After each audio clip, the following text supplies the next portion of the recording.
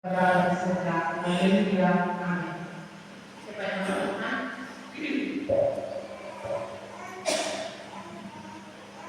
firman Tuhan yang datang kepada kita pada pagi hari ini terambil di dalam Injil Lukas pasalnya yang kedua, ayat 1 hingga ayat yang ke-7. Injil Lukas pasal 2 ayat 1 hingga ayat yang ke-7. Di bawah berikut kelahiran Yesus. Pada waktu Kaisar Agustus mengeluarkan surat perintah menyuruh mendaftarkan semua orang di seluruh dunia. Inilah pendaftaran yang pertama kali diadakan sewaktu Kirenius menjadi wali negeri di Syria. Maka pergilah semua orang mendaftarkan diri masing-masing di kotanya sendiri. Demikian juga Yusuf pergi dari kota Nazaret di Galilea ke Yudea ke kota Daud yang bernama Betlehem, karena ia berasal dari keluarga dan keturunan Daud, supaya didaftarkan bersama dengan Maria tunangannya yang sedang mengandung. Ketika mereka di situ, tibalah waktu bagi Maria untuk bersalin, dan dia melahirkan seorang anak laki-laki, anaknya yang sulung, lalu dibungkusnya dengan api dan dibaringkannya di dalam palungan, karena tidak ada tempat bagi mereka di rumah penginapan. Demikianlah firman Tuhan.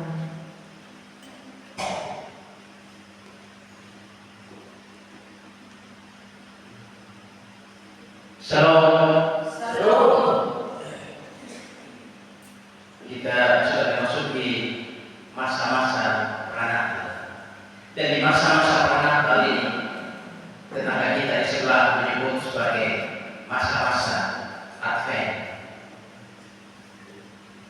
Padahal sebenarnya antara Natal dan Advent itu berbeda. Di dalam Alkitab, kata Advent dalam Alkitab berbahasa Yunani, kata Advent tidak satu pun yang menunjukkan atau ada berhubungan dengan Natal. Kata Advent itu berhubungan dengan kedatangan Yesus yang kedua. Kalau kita pres pelayanan, kalender pelayanan Kristen dalam satu tahun, maka yang pertama itu Natal, Tuhan Yesus lahir. Lalu Jumat Agung, Tuhan Yesus mati. Sesudah itu Paskah, Tuhan Yesus bangkit. Lalu naik ke surga, Roh Kudus dicurahkan. Sesudah itu apa lagi? Natal lagi. Tapi Tuhan Yesus sebelum dia naik ke surga, dia berjanji pada murid-murid dan juga berjanji pada orang percaya bahwa dia akan datang kembali. Nah, setelah Tuhan Yesus naik ke surga, setelah pencurahan Roh Kudus, murid-murid dan orang percaya menanti Tuhan Yesus. Tapi tunggu lama sekali Tuhan Yesus tidak datang. Tunggu tidak datang. Tiba-tiba Natal lagi. Nah, masa antara kenaikan Tuhan Yesus ke surga sampai Tuhan Yesus datang kembali, itu disebut sebagai masa-masa Advent atau masa-masa Adventus.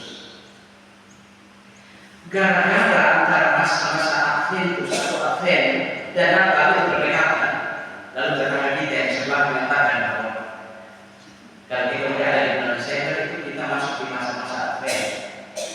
Itu benar, tapi benar setengah saja. Karena sebenarnya antara Advent dan Natal itu tidak ada hubungan. Advent kedatangan Yesus yang kedua kali, sedangkan Natal adalah kelahiran Tuhan Yesus. Memang antara keduanya berdekatan. Setelah Tuhan Yesus naik ke surga, lalu kapan masa Advent itu? Masa Advent itu adalah masa sejak Tuhan Yesus naik ke surga sampai Tuhan Yesus datang kembali. Jadi sekarang kita ada di masa-masa pra-Natal, masa-masa sebelum Natal. Dan kita akan sama-sama belajar satu bagian seperti yang tadi sudah dibacakan oleh petugas. Dan tema kita pagi ini tidak ada tema di sini. Saudara-saudara, tema ini saya ambil dari ayat yang kita baca tadi. Di dalam ayat yang ke-7, tidak ada tempat bagi mereka di rumah penginapan. Tidak ada tempat di sini. Mungkin saudara sudah pernah mendengar cerita sebuah dongeng Satu hari ada sebuah raja yang dia kemudian berpikir dia ingin mengunjungi umat, dia ingin merawat umat, dia ingin melihat rakyatnya, bagaimana kehidupan rakyatnya sehat. Maka dia istana mengumumkan kepada seluruh rakyat di negeri itu bahwa raja akan datang mengunjungi rakyat. Maka saudara-saudara, seluruh rakyat bersiap. Mereka mulai bersiap, mempersiapkan masakan-masakan yang enak, buat kue-kue yang enak-enak. Dan di seluruh negeri itu, di kampung-kampung, di kota-kota itu, ada bau-bau masakan yang enak, ada bau-bau kue yang enak. Karena mereka menanti sang raja datang. Karena nanti kalau raja datang, misalnya singgah ke rumah kita, apa yang akan kita kasih ke dia? Apa yang akan kita beri untuk dia? Makanya seluruh rakyat sibuk memasak masakan, membuat kue-kue yang enak-enak. Maka bau masakan ada di mana-mana, bau kue ada di mana-mana. Tapi setelah mereka tunggu sejak hari pertama, raja tidak muncul-muncul. Tapi setiap hari, sejak pengumuman itu, ada seorang pengemis yang dari rumah ke rumah tidak mengemis untuk meminta makan. Tapi orang-orang tidak mau terima dia. Bagaimana terima pengemis ini? Kalau tiba-tiba raja datang, kalau tiba-tiba raja masuk ke rumah kita, bagaimana? Pengemis makan di mana? Raja makan di mana? Maka orang-orang seluruh rakyat negeri itu selalu menolak pengemis.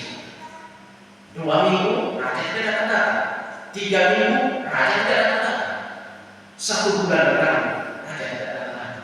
Katanya raja mau datang. Mereka bilang kalau begitu coba kita tanya bupati. Tanya bupati, raja datang? Tidak. Kapan raja datang? Kalau begitu coba kita tanya camat saja, mungkin camat apa? Tanya camat juga tidak tahu. Kalau begitu kita coba tanya kepala desa, kepala desa juga tidak tahu. Tidak, raja tidak datang. Kalau begitu coba kita tanya RT paling tahu. RT itu tidak, raja tidak datang. Kalau begitu tanya tetangga saja, mungkin tetangga masing-masing tanya tetangga, apakah raja datang di rumahmu? Tidak datang. Berarti raja tidak datang. Tapi pihak istana berkeras, pihak istana mengeluarkan perintah, mengeluarkan pernyataan bahwa raja sudah datang mengunjungi rakyat. Tapi dalam rupa seorang pengemis. Nah, kalau itu ya ada. Itu singgah di rumah saya juga, singgah di rumah tetangga juga, singgah di rumah saya tetangga juga. Kalau pengemis itu ya ada. Tapi ya salah rakyat sendiri. Kenapa juga? Datang dalam rumah pengemis. Ya kalau kita tidak mengenalinya, ya itu salah rakyat sendiri. Harusnya dia datang dalam kebiasaan. Kenapa datang sebagai seorang pengemis? Jangan salahkan kami kalau kami tidak mengenali. Ketika Kaisar Agustus memerintahkan semua orang harus mendaftarkan diri di tempat kelahiran. Ini adalah sensus pertama kali. Ini adalah sensus primitif pertama kali yang dilakukan di dunia. Dan sensus ini tidak pernah ditiru sampai saat ini. Lukas 2 ayat yang pertama. Kaisar Agustus mengeluarkan suatu perintah menyuruh mendaftarkan semua orang. Saudara-saudara, ketika Kaisar Agustus memberikan perintah ini, dia tidak peduli berapa banyak ongkos yang dikeluarkan. Dia tidak peduli berapa banyak biaya yang harus dikeluarkan, berapa jauh jarak yang harus ditempuh. Dia tidak peduli. Karena kita tahu, bukan hanya orang-orang Israel saja yang menjadi perantau atau menjadi orang-orang Israel di sekolah. Orang-orang Israel itu ada di bangsa-bangsa di mana saja di seluruh dunia ini. Begitu juga dengan orang-orang yang lain, bangsa-bangsa yang lain. Dan ketika Kaisar Agustus memerintahkan untuk orang-orang mendaftarkan pada tempat kelahiran, dia tidak peduli. Lu mau capek, lu kasih keluar uang banyak, dia tidak peduli. Paginya pulang, aku mau begitu. Dan apa yang terjadi saudara? Kota-kota besar jadi sendiri. Karena rata-rata di kota-kota besar itulah orang-orang yang datang untuk bekerja, para guru. Kampung-kampung ramai dipenuhi oleh orang-orang yang bekerja di kota. Kampung-kampung jadi beria, banyak orang pulang kampung. Mungkin suasananya seperti kalau kita datang dalam kota. Saudara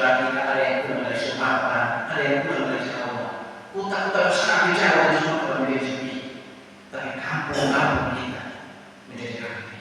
Orang-orang pulang kampung, orang-orang bertemu dengan saudara, bertemu dengan orang tua, bertemu dengan keluarga, bertemu juga dengan anak. Mantan apa? Mantan istri, mantan teman, mantan pacar, mantan mertua. Maka saudara, pada saat saya khusus memintakan untuk mendatangkan semua orang di tempat kelahiran, maka begitu banyak orang yang pulang ke kampung halaman, maka tercipta sebuah kenikmatan. Semua orang pulang kampung. Dan saudara, kemungkinan pada saat itu bukan hanya dari kenikmatan, tapi juga ada sebuah grup sosial. Terbentuknya sebuah grup sosial, dan grup sosial ini terdiri dari para teolog yang hebat-hebat, yang ahli kitab luar biasa. Dan para teolog ini menamakan diri mereka sebagai ahli Tuhan dan orang Yesus. Dan ketika para teolog ini ada, mereka tentu berdebat, mereka tetap berdiskusi di mana Mesias ada ini. Dan pasti ketika mereka berdiskusi berdebat di mana Mesias ada dilahirkan, mereka pasti akan membuktikan 5 ayat 1. Tetapi ayat engkau yang berkata, engkau yang kecil di antara kaum yang muda, daripada akan bangkit seorang yang akan memimpin seluruh Israel, yang berbelahannya sudah sejak 2 kali, sudah sejak terbuka. Saudara, ada keramaian besar di kampung kamu, ada keramaian besar di Bethlehem, tapi tidak semua orang bisa hadir di dalam ini. Ada orang-orang yang juga tidak bisa hadir dalam pemberitaan ini. Siapa mereka? Mereka adalah para gembala, mereka adalah musuh.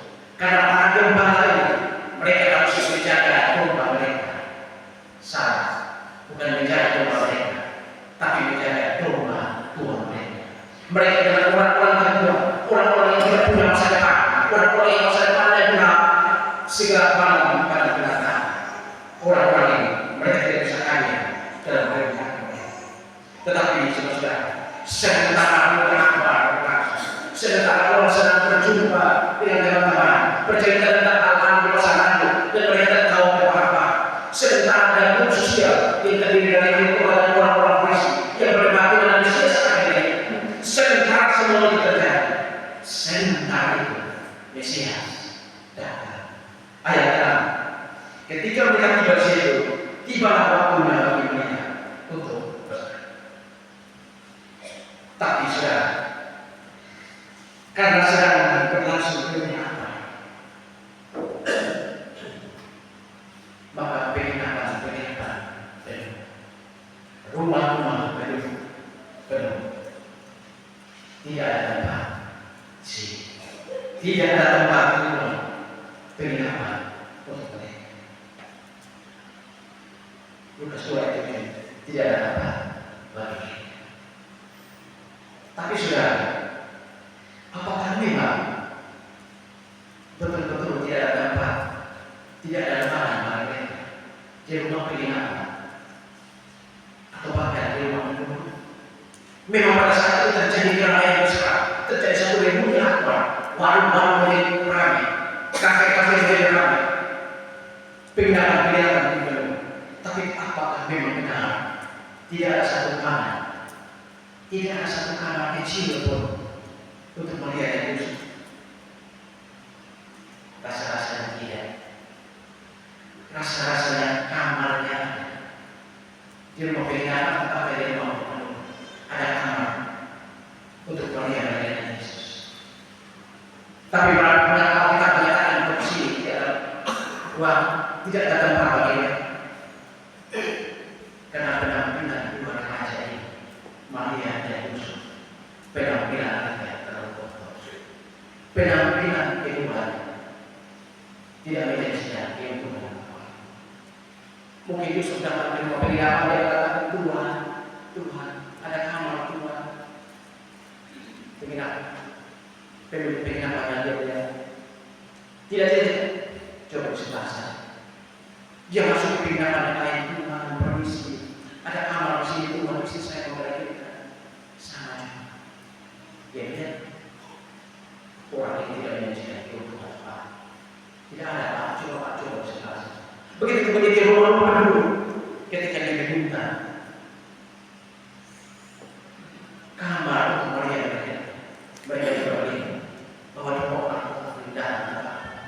mereka. Tetapi saudara, andai kata Yusuf datang naik mobil Alfa, andai kata Maria menggunakan baju-baju bermerek, baju-baju sahih, Louis Vuitton, Armani, mungkin sejarah akan berbeda, nasib akan berbeda. Memang saudara, di dalam diri manusia selalu tertanam perasaan untuk lebih menghargai orang yang kaya, orang yang memiliki jabatan, orang yang memiliki kekayaan yang banyak, orang yang memiliki nama besar, orang yang legend. Kita lebih menghargai mereka. Sedangkan orang-orang yang miskin, orang-orang yang miskin, orang-orang yang kotor, seringkali dalam diri kita tidak bisa menghargai mereka. Mari kita lihat bagaimana dalam gereja seorang majelis yang melakukan kesalahan, atau seorang ketua komisi yang melakukan kesalahan, apa yang dia lakukan? Seluruh jemaat akan memuja, mencaci dia, memaki dia sekali. Tapi bagaimana kalau yang melakukan kesalahan dalam gereja itu adalah lurah,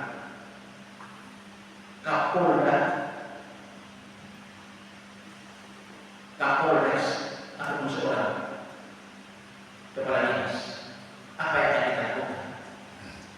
Kita pasti akan mengatakan tidak apa-apa, namanya manusia, salah itu biasa.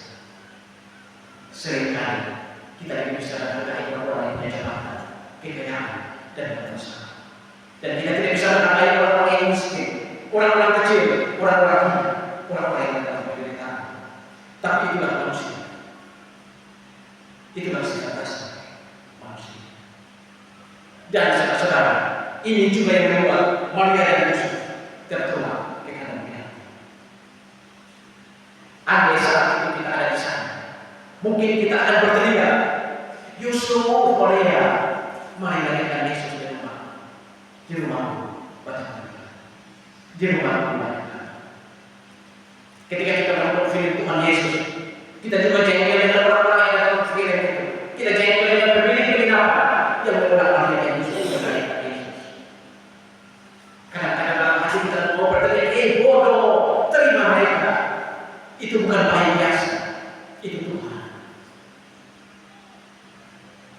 Tapi saudara, kita tidak bisa.